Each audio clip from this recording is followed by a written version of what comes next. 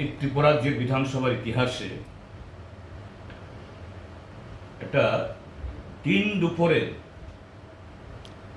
অমাবস্যা নেমে আসার মতো এরকম একটা কলঙ্কিত দিন হিসাবে চিহ্নিত হয়ে থাকে।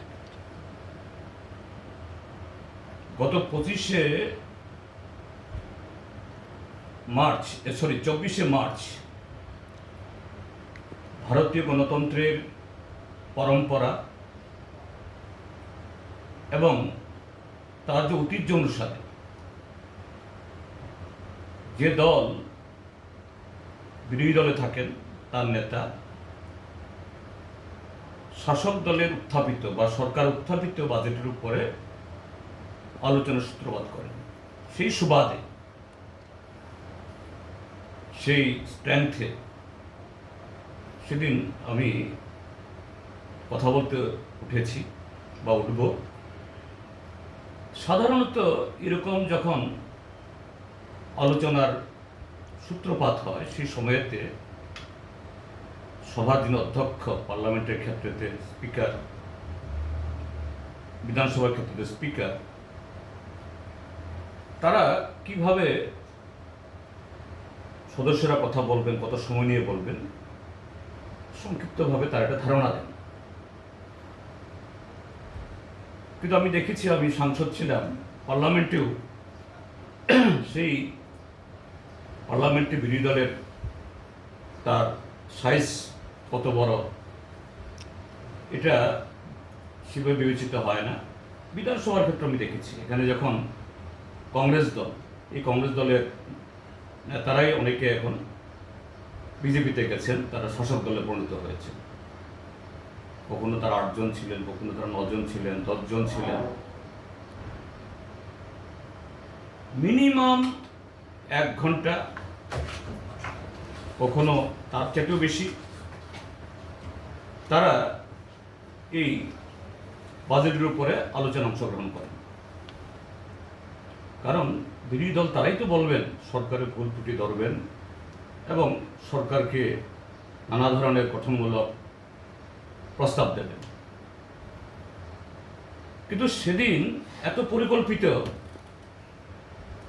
শুরু থেকে কিভাবে আমাকে জব্দ করা যায়, আমার কণ্ঠস্বর রোধ করা যায়। যে পরিষদীয় মন্ত্রী বলছেন বিরোধী দল নেতাকে 35 মিনিট বেশি দেওয়া যাবে না, অন্যদের এত মিনিট।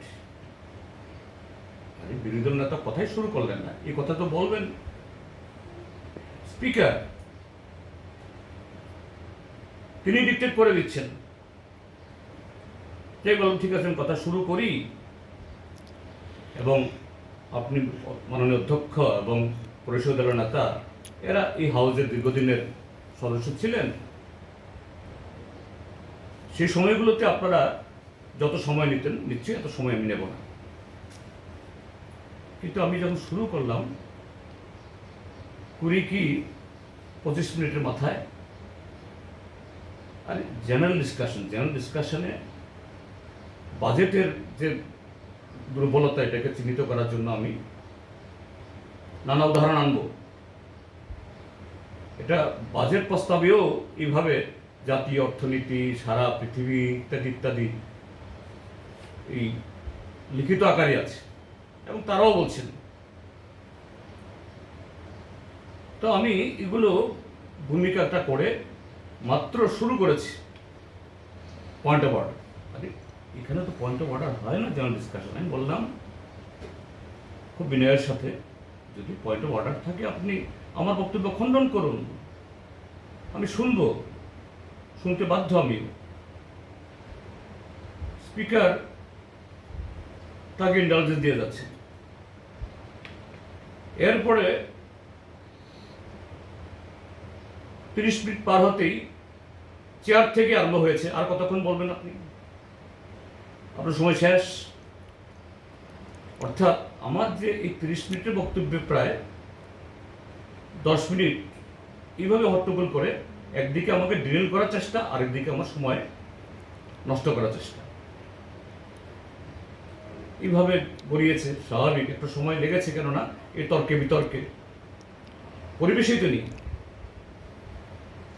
এক সময় বলছেন যে না, আজকে তারাই বলুন।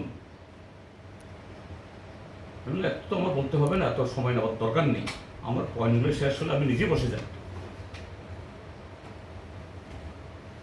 আমি একটা সময়তে বসেও গেলাম কথা শেষ করে। এর বললেন আরো বলুন। তখন আমি শেষ দিকে আবার দাঁড়িয়েছি যে এই সরকারের আমলে দুর্নীতি যে কিরকম ভাবে প্রাতিষ্ঠানিক রূপে পরিণত হয়েছে, যে শাসক দল আর দুর্নীতি ও নিয়ম এটা সমার্থক হয়েছে, তার একটা নমুনা আমি দিচ্ছি। এই হাউজেরই একজন মাননীয় সদস্য, যিনি কদিন আগে বলতেন 2 বছর আগে অবধি তারা অন্তোদয়ে ছিলেন এবং তারা খুবই গর্ববোধ করেন তার জন্য। কিন্তু দেখা গেল সেই পরিবারের একজন সদস্য এই কদিন আগে সরকারের একটা অনুষ্ঠানে সর্বোচ্চ করদাতা হিসেবে পুরস্কৃত হচ্ছেন। আমি বললাম এটা এই রাজ্যের সমস্ত নাগরিকের কাছে প্রশ্ন যে অনিয়ম ছাড়া, অসাধু পথ ছাড়া এইভাবে রাতারাতি একদম ফকির থেকে রাজা হতে পারে, শূন্য থেকে একেবারে মহাকাশে উঠতে পারে। কাজেই আমি বিস্তারিত বললাম না যে ত্রিপুরার যে কনসেশন রাজ, দুর্নীতির রাজ, রাজত্ব,